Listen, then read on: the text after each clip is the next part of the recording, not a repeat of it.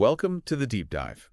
Today, we're going to take a deep dive into the world of Elon Musk, Okay. but not the one he presents to the public. Right. You've sent us a recent article by his biographer that really pulls back the curtain Yeah. on some of his, let's say, less flattering qualities. Mm. We also have some older research for context. Okay. But the biographer's piece is where the real action is today. Got it. It's like he's saying, here in a single essay is some of what the world just learned. And what we learn is pretty unsettling. Yeah. It's a deep dive into the discrepancies between the self-made tech savior image Musk cultivates Right. and a reality that's much more complex and ethically murky. Okay, so let's start with this central question that the biographer seems to be wrestling with. Okay. Is Elon Musk a visionary genius? Mm-hmm. Or is there something more sinister at play? Yeah. He uses the term supervillain at one point, Right. which is pretty strong language. It's provocative for sure, but I think it speaks to a growing unease with the level of power and influence Musk is accumulating. Okay. The biographer is essentially asking, what happens when someone with Musk's history of deceit and disregard for rules achieves a level of power that can fundamentally reshape society? Right. And the biographer lays out some pretty compelling evidence Uh-huh. to back up his concerns. Right.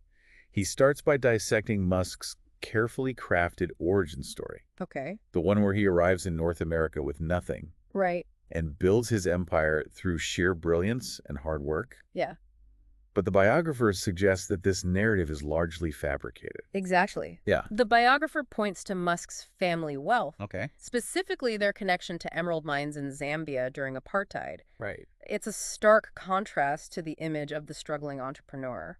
And it's not just about the money itself. Right. The biographer's highlighting a pattern of exploiting systems Yeah. while simultaneously distancing himself from them. Exactly. Musk initially bragged about the emerald mines, even going into detail about a trip he took there as a teenager. Wow. But now he denies their existence entirely. It raises questions about his relationship with the truth Yeah. and his willingness to manipulate narratives to suit his needs. Right. This pattern, the biographer argues, repeats itself throughout Musk's career. Like with his education. Exactly. The biographer points out several inconsistencies in Musk's claims Yes. about attending prestigious universities. Mm-hmm. He dropped out of multiple schools, eventually getting his degree years later, Right. under questionable circumstances. Wow. He even fabricated a story about almost attending Stanford. And while he's publicly lamenting his supposed student debt, Right. his biographer suggests that he was actually living quite lavishly, Okay. likely funded by family money. Yeah. It further dismantles the self-made narrative that Musk has so carefully cultivated. So the biographer is suggesting that Musk's entire origin story is essentially a myth, Yes. a carefully constructed facade designed to mask a much more complicated reality. That's the implication. Okay. And it's important because this fabricated narrative has played a significant role in shaping public perception of Musk as a brilliant, if eccentric, innovator. And then we get to Zip 2, his first venture. Right.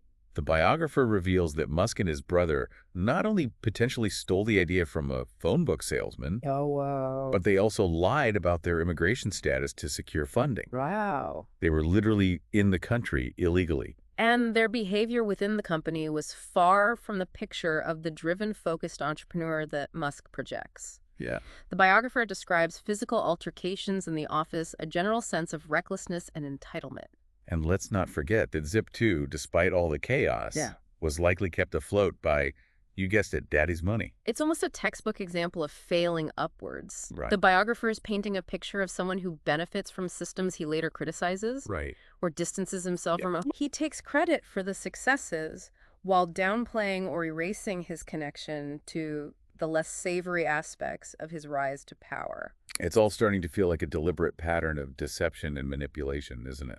That's certainly the argument the biographer is building towards. Yeah. He's suggesting that this isn't just about a few youthful indiscretions. Right. It's a fundamental aspect of Musk's character that has persisted throughout his career.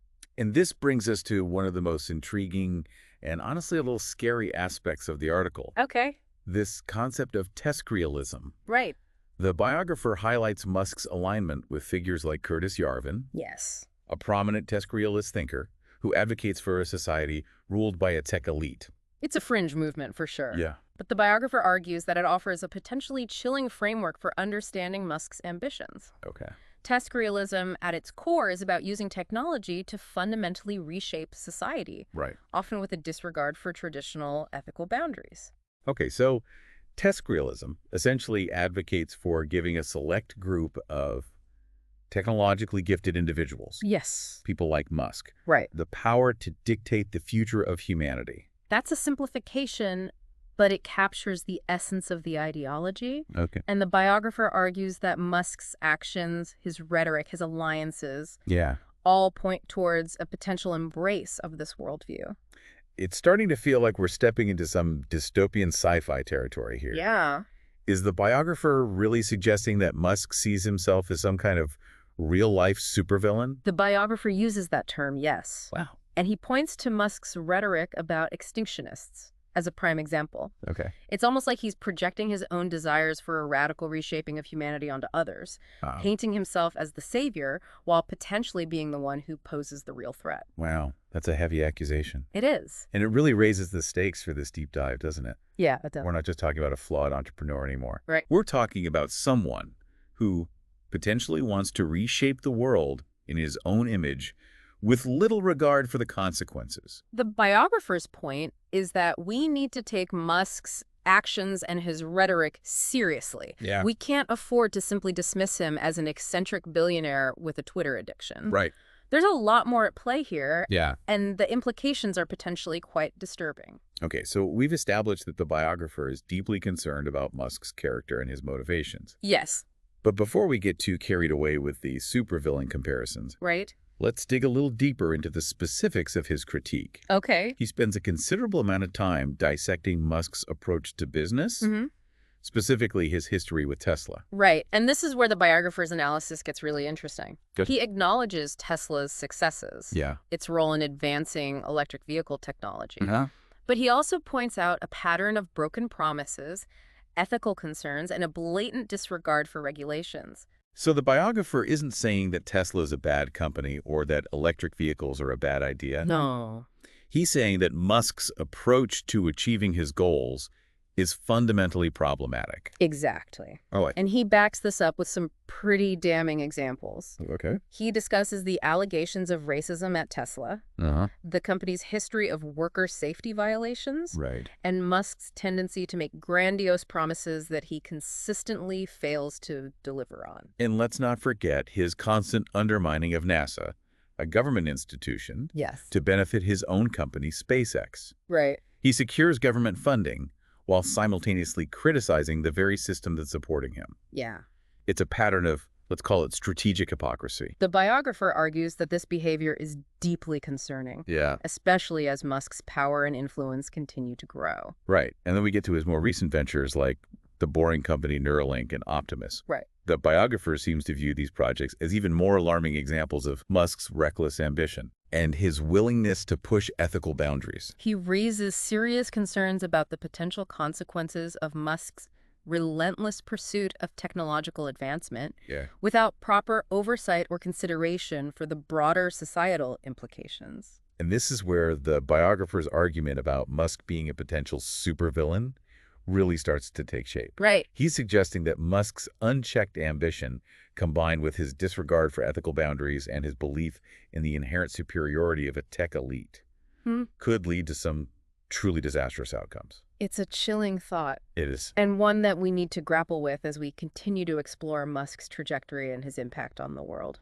So we've covered a lot of ground already, but we're just getting started. Yeah. When we come back, we'll delve deeper into the biographer's analysis of Musk's psychology, his worldview, and the potential consequences of his unchecked power. It's a fascinating and frankly a little terrifying journey. Stay with us. Absolutely. Before the break, we were discussing the biographer's argument that a lot of Elon Musk's carefully constructed persona is a myth. And not just any myth, Right. but one that's potentially very dangerous, Yes. given the amount of power he's accumulating. Uh-huh. The biographer uses this striking phrase, Okay. saying Musk is on the verge of becoming a world emperor. That's right. And it's not just hyperbole. Okay. Musk's companies are involved in everything from space travel to artificial intelligence to social media. Yeah. The potential for him to shape the future is enormous. But the biographer argues that Musk's history suggests he might not be the benevolent ruler he presents himself to be. Right. He points to a consistent pattern of deception, Yes. manipulation, Huh? and a willingness to exploit others for personal gain. And that's where the supervillain comparison comes in. Okay. The biographer isn't saying Musk is a comic book character, Right. but he's drawing a parallel between Musk's behavior and the classic tropes of the power-hungry villain, Okay. who believes he knows what's best for everyone, even if it means bending or breaking the rules. Okay, so let's delve a little deeper into the biographer's analysis of Musk's psychology. Okay. He spends a lot of time discussing Musk's obsession with fantasy worlds, his love of video games and science fiction. Yeah. What's the connection there? The biographer suggests that Musk's immersion in these fantasy realms might be blurring the lines between reality and fiction for him. So it's not just about ambition. Right. It's about a fundamental disconnect from reality, Yes. a belief that he can shape the world according to his own fantasies. That's a key part of the biographer's argument. Okay. He points to Musk's pronouncements about colonizing Mars, merging humans with AI, creating a utopian society through technology. Yeah. These aren't just ambitious goals. Right. They're almost messianic in their scope. And the biographer seems to think that this messianic complex is deeply intertwined with Musk's embrace of this Tescrealist philosophy we discussed earlier. Right. This idea that a select group of technologically gifted individuals should be in charge, that they're the only ones who can save humanity from itself. Exactly. The biographer argues that Musk sees himself as part of this elite, Okay. as someone who's destined to lead humanity into a new era, Right. even if it means using unorthodox or even unethical methods to achieve his goals. Yeah. It's pretty scary to think that someone with that much power could have such a distorted view of reality, isn't it? It's definitely a cause for concern. Yeah. And the biographer highlights the danger of blindly accepting Musk's pronouncements as gospel truth. He urges readers to be critical thinkers, to question his motives, to look beyond the carefully crafted image he presents to the world. So the biographer is essentially saying, don't be seduced by the hype, by the promises of a utopian future.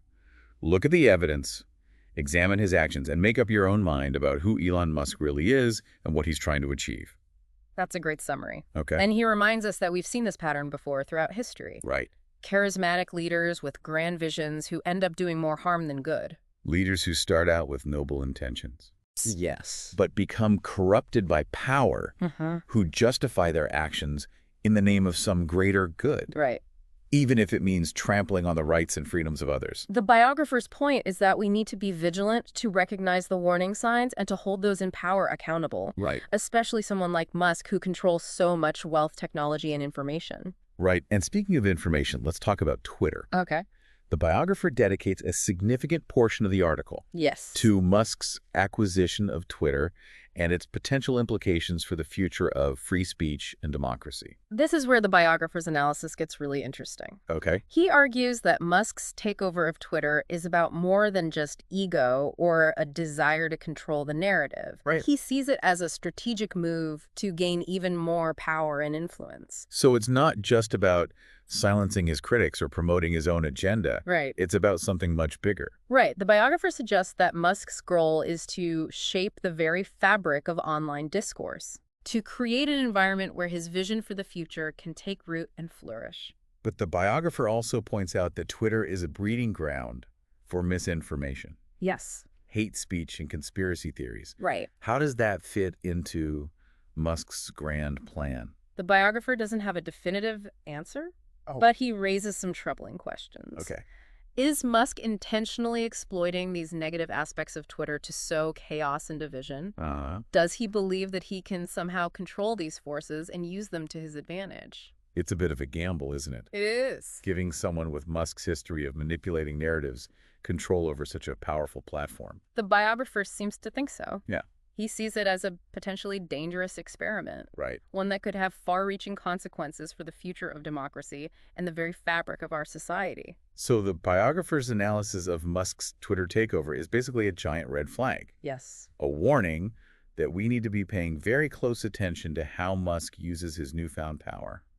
That's a fair assessment. He's urging us to be skeptical, to question everything, and to be prepared to hold Musk accountable for his actions. Okay, so we've covered Musk's origin story, his business practices, Right. his psychology, and his takeover of Twitter. Yes, The biographer paints a pretty bleak picture, to be honest. he does. Is there anything even remotely positive to say about Elon Musk? The biographer doesn't shy away from acknowledging Musk's achievements. Okay. He credits him with pushing the boundaries of innovation, with challenging the status quo, with inspiring a generation of entrepreneurs and engineers. So it's not that the biographer thinks Musk is inherently evil or malicious. No. It's more that he's concerned about the potential consequences of his unchecked ambition Right. and his willingness to sacrifice ethics and morality in the pursuit of his goals. That's a good way to put it. Okay. The biographer sees Musk as a complex and contradictory figure. Yeah. Someone capable of great brilliance and great recklessness. And he's urging us, the readers, to engage in that complexity, Yeah. to avoid simplistic narratives of hero or villain, Right. and to think critically about the implications of Musk's actions for the future of our world. That's a call to action. A plea for us to be more informed, more engaged, and more willing to challenge those in power, Yeah. no matter how brilliant or charismatic they may seem.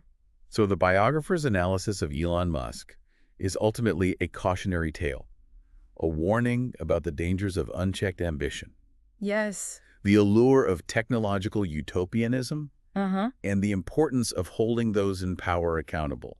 It's a sobering read, to be sure, It is. but it's also a necessary one. Right. As we continue to grapple with the rapid pace of technological advancement and the growing concentration of power in the hands of a select few, we need to be having these difficult conversations. And that's what this deep dive is all about. Exactly. We're not here to offer easy answers or to tell you what to think. Right. We're here to explore the complexities of this story, to unpack the biographer's arguments, and to hopefully spark some critical thinking and debate among our listeners. The goal is to empower you, the listener, to make up your own mind about Elon Musk and the impact he's having on our world. Right. Because ultimately, the future is in our hands. Well said, and that's a perfect note to end on. It is. Thanks for joining us on this deep dive into the world of Elon Musk. Thank you. We hope you found it insightful, thought-provoking, and maybe even a little bit unsettling. Absolutely. Until next time, stay curious, stay informed, and stay engaged. We've spent this deep dive unpacking some pretty heavy stuff. Yeah. Elon Musk's history, Yeah. his ambitions, Right. and the potential dangers of his worldview. Yeah, for sure. It's easy to feel overwhelmed by all this information, Yeah. especially with the biographer painting such a stark picture. It's understandable to feel overwhelmed. Right. We're essentially grappling with some fundamental questions Right. about the nature of power, Yeah. the role of technology in shaping our future, and the ethical responsibilities that come with wielding immense influence. And the biographer doesn't shy away from these tough questions. No, he doesn't. He directly addresses the pushback he's received, Right. the accusations that he's being too harsh on Musk, Yeah. that he's ignoring all the good he's done. Right, and his response is essentially, look, I'm not saying Musk is a monster. Right. I'm saying we need to be having these difficult conversations. Yeah. We can't just ignore the potential downsides of his actions because he's also done some positive things. He's basically saying that blind admiration is just as dangerous as blind hatred. Exactly. Both prevent us from seeing the full picture Yeah. and engaging in a nuanced and critical discussion. Exactly. And he emphasizes that we can't afford to be complacent. Right. The stakes are too high. Yeah. Musk is shaping the future in profound ways. And we need to be actively participating in that process, Yeah. not just passively observing. So what does active participation look like in this context? Well, The biographer doesn't offer any easy solutions. right. But he does provide some guidelines for how we can engage with this complex and rapidly evolving landscape. He stresses the importance of critical thinking, Okay. of questioning narratives, of demanding transparency and accountability from those in power. Right. He encourages readers to become more informed about the technologies that are shaping our lives Okay. and to be more discerning about the information they consume. So it's not just about criticizing Musk or boycotting his company. No, it's not. It's about becoming more conscious and informed citizens. Yes. About recognizing that we have a role to play in shaping the future we want. That's the key takeaway. Okay. The biographer is essentially urging us to embrace our agency, Right. to recognize that we're not just passive bystanders in this technological revolution, but active participants who can shape its trajectory. And he reminds us that we have a responsibility to future generations Absolutely. to ensure that technology is used for good, Yes. not for the benefit of a select few.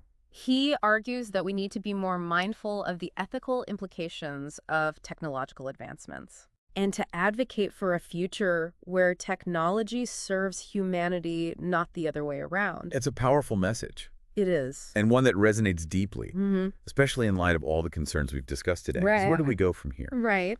The biographer doesn't offer a roadmap, No. but he does provide some food for thought as we continue to grapple with the complexities of Elon Musk Yes. and the future he's helping to create. He encourages us to engage in open and honest conversations about the role of technology in our lives, Okay. to be willing to challenge the status quo and to hold those in power accountable for their actions. It's a call to action, a reminder that the future is not predetermined, but something we actively create through our choices, our actions, and our engagement with the world around us. And that's a powerful message to end on. It is. We can't simply sit back and hope for the best. Right. We need to be informed, engaged, and willing to fight for the future we want.